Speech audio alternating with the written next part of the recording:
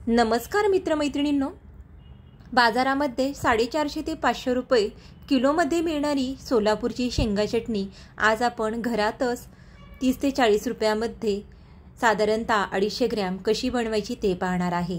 घरात असलेल्या साहित्यात अगदी सोप्या पद्धतीने 10 मिनिटात ही चटणी बनवून तयार होते आणि 3 ते 4 महिने बिलकुल खराब होत नाही। या अगोदर आपण तिळाची चटणी कशी बनवायची ते पाहिलेलं आहे। तोंडी लावणीसाठी असं काहीतरी असेल तर जेवणाला थोडी मजाच येते। तोंडाला चव नसेल तर अशा वेळेस तुम्ही या पद्धतीने ही चटणी खाऊन जिभेची चव वाढवू शकता। चला तर आपल्या रेसिपीला सुरुवात करूया। या ठिकाणी आपण 1 वाटी शेंगदाणे घेतलेले आहेत। याप्रमाणे थोडेसे मोठे आणि लांबट असे शेंगदाणे घ्यायचे आहेत। ही साधे शेंगदाणे घेतलेले आहेत। सोलापुरी शेंगदाणे आपल्या बाजूला मिळत नाहीत, तर साध्या शेंगदाण्यापासूनच अगदी परफेक्ट अशी चटणी आपण कशी बनवायची ते पाहणार आहे। तुमच्याकडे जे शेंगदाणे घरामध्ये अवेलेबल असतील किंवा जवळच्या दुकानामध्ये जे मिळत असतील ते शेंगदाणे वापरून तुम्ही ही चटणी बनवू शकता। 1 वाटी शेंगदाणे आहे, साधारणतः 250 ते 250 ग्रॅम शेंगदाणे आहेत। या ठिकाणी आपण मिक्सरचं भांडं घेतलेलं आहे। यामध्ये आता वाटीतील शेंगदाणे काढून घेऊयात। हे आपल्याला का करायचं आहे हे व्हिडिओमध्ये मी तुम्हाला पुढे सांगेन। तर मिक्सरच्या भांड्याला अगदी थोडंसं कमी आपण भांडं भरून हे शेंगदाणे मोजून घेतलेले आहेत। गॅसवरती आपण तवा गरम करण्यासाठी ठेवलेला होता। तवा गरम झालेला आहे। आता याच्यामध्ये आपण शेंगदाणे भाजून घेणार आहोत। शेंगदाणे आपल्याला 3 ते 4 मिनिट मीडियम लो फ्लेमवरती भाजून घ्यायचे आहेत।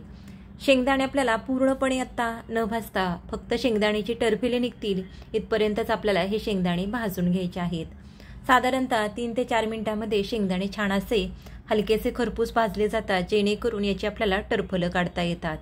शेंगदाण्यामध्ये भरपूर प्रमाणात कॅल्शियम, आयर्न असतं आणि याच्यामध्ये स्निग्धांश सुद्धा असतो। त्यामुळे हिवाळ्यामध्ये आपण शेंगदाण्याचे लाडू करून खातो किंवा शेंगदाणे तिळगुळाचे वडी, तिळाचे लाडू अशा प्रकारच्या वड्या आपण बनवताना शेंगदाण्याचा सुद्धा वापर करतो। तर या पद्धतीने आपण 3 मिनिट हे शेंगदाणे मीडियम लो फ्लेमवरती भाजून घेतलेले आहेत। याची टरफलं निघू लागलेली आहेत, तुम्ही बघू शकता। आता आपण गॅस बंद करूया। हे अर्ध कच्चे भाजलेले शेंगदाणे आता आपण ताटामध्ये काढून घेऊयात। लक्षात ठेवा, या ठिकाणी आपण 100% शेंगदाणे भाजलेले नाहीत, हलकेसे शेंगदाणे आपण भाजून घेतलेले आहेत। शेंगदाणे आता थंड झाल्यानंतर याची आपल्याला टरफलं काढायची आहे। तर वाटीच्या साहाय्याने सुद्धा तुम्ही टरफलं काढू शकता। बऱ्याचदा शेंगदाण्याचे लाडू किंवा शेंगदाण्याची चटणी वगैरे खाल्ले तर काही जणांना पित्ताचा त्रास होतो। तर डाळी केल्यानंतर मधील जो पाकळीचा भाग आहे त्यामध्ये जो व्हाईट पोर्शन तुम्हाला हा दिसत आहे, हा जर तुम्ही काढून टाकला तर तुम्ही शेंगदाण्याची चटणी खाल्ली, शेंगदाण्याचे लाडू खाल्ले तरी सुद्धा तुम्हाला पित्ताचा त्रास होणार नाही। ही एक महत्त्वाची टीप मी तुम्हाला या ठिकाणी दिलेली आहे। तर सर्व शेंगदाण्यांची आपल्याला टरफलं काढायची आहे, त्याच्या डाळी करून घ्यायच्या आहेत आणि यातील जो मधील जो भाग आहे तो मी काढून टाकणार आहे, जेणेकरून आपल्याला या शेंगदाण्याची चटणी थोडी जास्त प्रमाणात जरी खाल्ली तरी सुद्धा पित्ताचा त्रास होणार नाही। तर या ठिकाणी तुम्ही बघू शकता, अगदी हलक्या हाताने या पद्धतीने शेंगदाणे प्रेस केले याच्या डाळी तयार होतात आणि टरफलं सुद्धा निघतात। शेंगदाणे मी छान पाकडून घेतलेले आहेत आणि मधला जो व्हाईट पोर्शन आहे तो काढून टाकलेला आहे। परत एकदा आपण गॅसवरती पॅन ठेवलेला आहे। पॅनमध्ये अगदी थोडंसं तेल काढून घेतलेलं आहे, पाहू शकता। पाव चमचा साधारणतः तेल घातलेलं आहे। खूप जास्त देखील या ठिकाणी तेलाचा वापर करायचा नाही।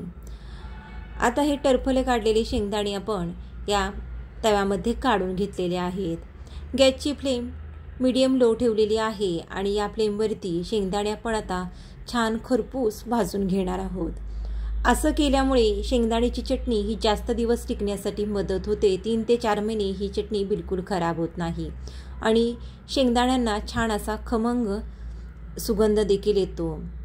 याच्यामध्ये आपण 5 ते 6 लसणाच्या पाकळ्या घातलेल्या आहेत। जर तुम्ही उपवासाला ही चटणी खाणार असाल तर लसूण घालणं स्किप करू शकता। तर या ठिकाणी तुम्ही बघू शकता, शेंगदाण्यांना छान हलका तांबूस रंग येऊ लागलेला आहे। या पद्धतीने थोडंसं तेल टाकून शेंगदाणे भाजले की ते पटकन भाजले जातात आणि खरपूस लागतात। याच्यामध्ये आपण अर्धा चमचा अख्खे जिरे घातलेले आहेत। गॅस बंद केल्यानंतर मी जिरे घातलेले आहेत। तवा गरम आहे, यासोबत फक्त जिरे आपल्याला गरम करून घ्यायचे आहेत। सोलापुरी शेंगा चटणी जी बाजारात आपल्याला मिळते किंवा जी सोलापूरमध्ये मिळते ओरिजिनल शेंगा चटणी, त्याचे शेंगदाणे ही सोलापुरी लांबडे शेंगदाणे वापरले जातात आणि हे शेंगदाणे भट्टीमधून भाजून आणले जातात आणि त्यानंतर उखळामध्ये कुटून त्याची पारंपरिक पद्धतीने चटणी केली जाते। आता आपण मिक्सरचं छोटं भांडं घेतलेलं आहे, ज्याच्यामध्ये आपण मसाला बनवतो तेच भांडं वापरायचं आहे। पॅनमध्ये भाजलेले शेंगदाणे सुद्धा हलकेसे थंड झालेले आहेत। हलके कोमट असताना हे आपल्याला मिक्सरच्या भांड्यामध्ये काढून घ्यायचे आहेत। सर्व शेंगदाणे आपण या मिक्सरच्या भांड्यामध्ये काढून घेऊयात।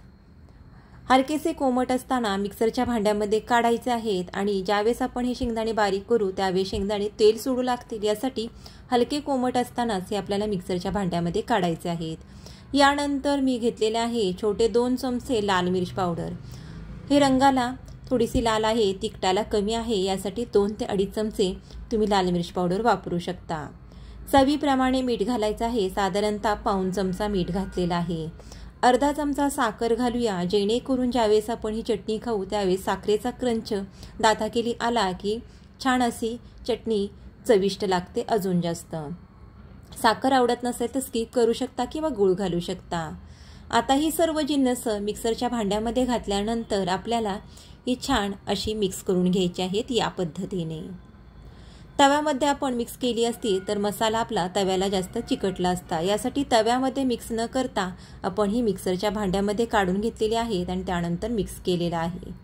पाहू शकता तुम्ही शेंगदाण्यांना सुद्धा छान असा लालसर रंग आलेला आहे। असा रंग चटणी घातल्यानंतर किंवा मिरची पावडर घातल्यानंतर आला तर आपल्या चटणीला सुद्धा रंग छान येतो। आता आपण मिक्सरचा जो पल्स मोड आहे तो या पद्धतीने अगदी 5 ते 10 सेकंद चालू बंद करत ही चटणी मिक्सरवरती तयार करायची आहे, जेणेकरून या चटणीला जशी आपण उखळामध्ये कुटून तयार करतो चटणी त्याप्रमाणे टेक्स्चर येतं। पाहू शकता हलकंसं मिक्सर थोडासा चालू बंद करत ही आपल्याला चटणी तयार करून घ्यायची आहे। तर हे सोलापुरी शेंगदाणे नाहीत, सोलापुरी शेंगदाणे जे असतात ते तेलकट असतात आणि ते जसजसे आपण कुटू किंवा मिक्सरला बारीक केल्यानंतर ते तेल सोडू लागतात। तर हे आपले साधे शेंगदाणे असल्यामुळे हे जास्त तेलकट नसतात। तर गरज वाटली शेंगदाण्याची चटणी हलकीशी कोरडी वाटू लागली तर तुम्ही साधं कच्चं तेल याच्यामध्ये वापरू शकता किंवा शेंगदाणा तेल सुद्धा वापरू शकता, पण घरामध्ये जे तेल अवेलेबल आहे ते वापरलं तरी सुद्धा चालेल। छोटा 1 चमचाभर आपण याच्यामध्ये तेल घातलेलं आहे। परत एकदा मिक्सर पल्स मोडवरती या पद्धतीने चालू बंद करत ही चटणी आपल्याला एकसारखी छान वाटून घ्यायची आहे। हलकीशी रवाळ राहिली पाहिजे याची सुद्धा आपल्याला काळजी घ्यायची आहे। पण आपण जे शेंगदाणे घेतले होते अख्खे ते मिक्सरच्या भांड्यामध्ये ओतून घेतले होते। भांडं भरून आपण शेंगदाणे घेण्याचं कारण हेच होतं की ज्यावेळेस आपण या पद्धतीने मिक्सरला चटणी फिरवू त्यावेळेस ती जास्त एकसारखी फिरली जाणार नाही आणि चटणीला छान रवाळ दाणेदार असं टेक्स्चर येण्यासाठी मदत होईल। उखळामध्ये जी चटणी कुटून तयार केली जाते त्याला सुद्धा या पद्धतीने टेक्स्चर येतं। ते टेक्स्चर येण्यासाठी आपण मिक्सरचं भांडं भरून मापाने शेंगदाणे घेतलेले होते। हे मी तुम्हाला सुरुवातीला सांगितलं नव्हतं, ती टिप मी तुम्हाला आत्ता सांगितलेली आहे। तर या ठिकाणी तुम्ही पाहू शकता चटणीला अगदी परफेक्ट जसा बाजारामध्ये मधील जी चटणी असते सोलापुरी शेंगा चटणी त्या पद्धतीनेच अगदी रंग आलेला आहे आणि टेक्स्चर सुद्धा अगदी जबरदस्त आलेला आहे, तुम्ही बघू शकता। सुगंध सुद्धा चटणीचा इतका मस्त दरवळत आहे की ही मी चाखून बघितली, इतकी सुंदर आणि चविष्ट चटणी झालेली आहे, तुम्हाला काय सांगू। ही चटणी तुम्ही भाकरीसोबत, चपातीसोबत, पुरीसोबत सुद्धा खाऊ शकता। वडापावच्या पावला आतून लावण्यासाठी सुद्धा ही बऱ्याच हॉटेलमध्ये सोलापुरी शेंगा चटणी आपल्याला पाहायला मिळते। तर या ठिकाणी तुम्ही बघू शकता टेक्स्चर अगदी परफेक्ट आलेला आहे। बघता क्षणी तोंडाला पाणी सुटेल आणि जिभेला चव आल्याशिवाय राहणार नाही ज्यावेळेस तुम्ही ही चटणी खाल। परफेक्ट अशी ही चटणी तयार झालेली आहे। तर नक्की एकदा या पद्धतीने तुम्ही चटणी ट्राय करून पहा। भन्नाट आणि अप्रतिम चवीची ही चटणी आपली तयार झालेली आहे। हवाबंद डब्यामध्ये ठेवली तर 3 ते 4 महिने ही बिलकुल खराब होणार नाही। तुम्हीसुद्धा आरोग्यासोबत जेवणाची लज्जत वाढवणारी ही चटणी नक्की बनवून पहा। रेसिपी कशी वाटली कमेंट करून सांगा। आवडली असेल तर लाईक करा, शेअर करा आणि आपल्या चॅनलला सबस्क्राईब करा। आज वेळात वेळ काढून तुम्ही रेसिपी पाहिली त्यासाठी खूप खूप धन्यवाद। लवकरच व्हिडिओ साध्या, सोप्या आणि स्वादिष्ट रेसिपीसह। तोपर्यंत स्वस्त राहा, मस्त राहा, आनंदी राहा।